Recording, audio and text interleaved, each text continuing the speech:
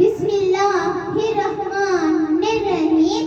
سرمایہ حیات ہے سیرت رسول کی، سرمایہ حیات ہے سیرت رسول کی، فلاح کائنات ہے سیرت رسول کی. جناب صدر محترم صدر اکرم اور میرے عزیز ساتھیوں، السلام علیکم. آج مجھے جس موضوع پر لفظ کا موقع ملا ہے وہ ہے سیرت النبی صلی اللہ علیہ وآلہ وسلم. یہ وہ موضوع ہے جس کے بیان کے لیے ساری دنیا کی درختوں کو قلم بنایا جائے اور زمین سے آسمان تک کے خلا کو اور رخ بنایا جائے تو یہ ہوا کیا جا سکتا ہے. قلم تو ختم ہو جائیں گے، سمندر کا پانی بھی خشک ہو جائے گا، لیکن ہمارے پیارے نبی صلی اللہ علیہ وآلہ وسلم کی سیرت پاک مکمل نہ ہوگی.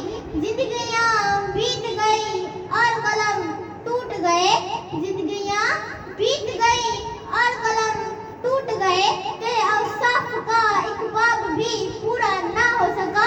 علی مکار ایک مومن کے لیے، ایک مسلمان کے لیے، ایک کلمہ گو کے لیے حضرت محمد صلی اللہ علیہ وآلہ وسلم کی سیرت طیبہ لحاظ مرکز و محور ہے. میں جب بھی سیرت طیبہ کا تذکرہ کرتی ہوں تو مجھے تہذ کی وادی میں پتھر کھاتے حضرت محمد صلی اللہ علیہ وآلہ وسلم ہدایات کی دعائیں دیتے نظر آتے اور بھوک اور پیاس